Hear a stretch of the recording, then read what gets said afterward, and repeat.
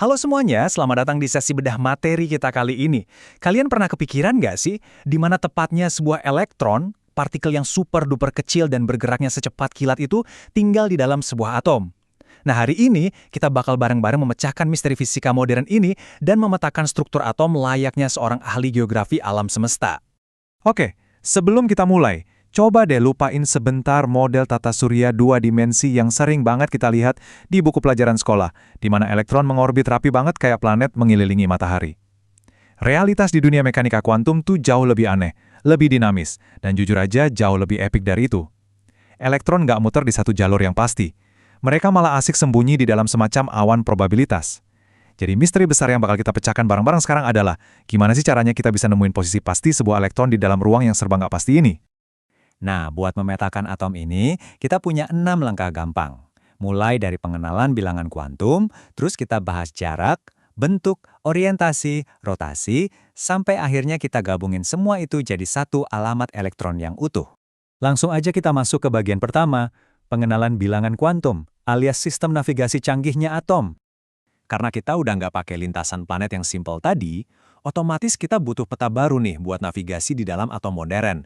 Di sini kita punya 4 koordinat utama sekaligus. Ada jarak dari inti yang dilambangkan dengan huruf N, bentuk orbital dengan huruf L, orientasi di ruang angkasa dengan M, dan arah rotasi elektron dengan S. Keempat angka ini kerja bareng, persis banget kayak sistem GPS kuantum.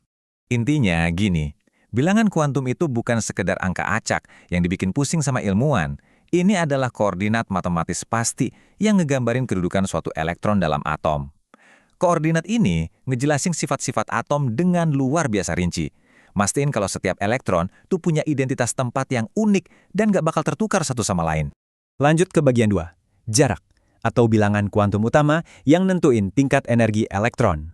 Kalau kita ibaratkan nyari elektron ini kayak lagi nyari alamat paket pos, bilangan kuantum utama atau si N ini ibarat kita lagi nyari kotak atau kode pos yang benar. Coba perhatiin polanya, saat nilai N ini naik dari 1, ke 2, ke 3, dan ke 4, energi elektronnya makin tinggi, ukuran atomnya makin gede, dan yang paling penting, si elektron ini letaknya makin menjauh dari inti pusatnya. Aturannya gampang banget kok. Kulit atom dinamain pakai abjad mulai dari K, L, M, dan N, yang pas banget urutannya sama nilai kuantum utamanya, yaitu 1, 2, 3, dan 4. Jadi misal ada elektron yang nongkrong di kulit M, ibaratnya dia tinggal di kotak M, dan nilai N-nya udah pasti 3, sangat rapi kan? Sekarang masuk ke bagian 3, bentuk. Di sini kita ngomongin bilangan kuantum asimut, subkulit, dan geometrinya. Udah dapat kotanya, sekarang kita harus persempit pencarian ke nama jalan yang spesifik. Nah, ini ditentuin oleh nilai L. Nilai L ini nunjukin subkulit atom. Ada S untuk sharp dengan nilai 0, P untuk principal bernilai 1, D untuk diffuse bernilai 2, dan F untuk fundamental bernilai 3. Yang bikin takjub adalah perubahan bentuknya. Makin gede nilai L-nya, bentuk orbitalnya berubah drastis. Dari yang cuma kayak bola biasa, jadi bentuk balon-balon terpilin yang makin lama makin ribet. Biar kebayang, coba kita bandingin dua bentuk ini deh. Yang satu ini subkulit S. Bentuknya rapi, nyebar seragam ke segala arah, kelihatan kayak bola berongga yang simetris banget, makin tinggi energinya, makin gede bolanya. Tapi beda cerita pas kita lihat orbital P. Orbital ini punya dua bagian menggembung dengan satu area rata di tengahnya yang disebut bidang simpul. Tahu nggak, di area datar ini kemungkinan kita nemuin elektron itu benar-benar nol mutlak. Nggak ada sama sekali. Kalau kalian pikir itu udah keren, tunggu sampai lihat yang D, alias saat nilai L sama dengan 2. Di sini kita nemuin 5 bentuk geometri yang beda-beda dan mempesona banget. Kebanyakan dari mereka tuh kelihatan kayak 2 barbel yang disilang atau 2 balon yang dipelintir barengan jadi 4 bagian. Ini adalah ruang 3 dimensi kompleks tempat si elektron bebas melesat ke sana kemari. Dan wow, mari kita kagumi sebentar kegilaan dari orbital F ini, di mana nilai L sama dengan 3. Coba deh perhatiin betapa rumitnya geometri di level ini. Ada yang punya 8 bagian menonjol kayak kelotak bunga ajaib. Ada juga yang bentuknya aneh karena kayak dipasangin 2 cincin donat di tengahnya. Meskipun bentuknya secantik ini, elektron yang ada di orbital F biasanya ngumpat terlalu dalam di inti atom dan jarang banget ikutan langsung waktu atom-atom lagi bereaksi kimia. Lanjut ke bagian 4, orientasi alias bilangan kuantum magnetik yang nentuin posisi pastinya di ruang 3D. Kotanya udah, jalannya udah. Sekarang kita tinggal cari nomor rumah persisnya. Disinilah matematikanya bekerja. Kayak sulap, nilai magnetik atau M itu rentangnya selalu dari minus L sampai ke positif L. Contohnya nih, buat subkulit P yang nilai L-nya 1, dia bisa punya nilai M-1, 0, atau positif 1. Artinya apa? Berarti ada tepat 3 ruangan orbital yang tersedia. Dan karena setiap ruang itu maksimal cuma bisa diisi 2 elektron, subkulit P bakal penuh kalau udah ada 6 elektron. Pola inilah yang nentuin batas muatan, dan ngebongkar habis rahasia di balik bentuk tabel periodik yang sering kita hafalin itu. Kalau mau dibayangin secara visual, bilangan magnetik ini benar-benar ngambil balon-balon kuantum tadi dan memposisikannya menembus ruang sepanjang sumbu X, Y, atau Z. Bilangan inilah yang menentuin apakah sebuah balon terpilih itu lagi posisi rebahan, berdiri tegak, atau malah menjorok ke arah kita di dalam atom. Masuk ke bagian 5, rotasi. Kita kenalan sama bilangan kuantum spin alias arah putaran si elektron.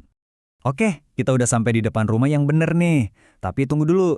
Ternyata setiap kamar itu diisi sama 2 elektron. Logikanya gini, kan elektron muatannya negatif. Bukannya muatan negatif itu harusnya saling tolak-menolak ya?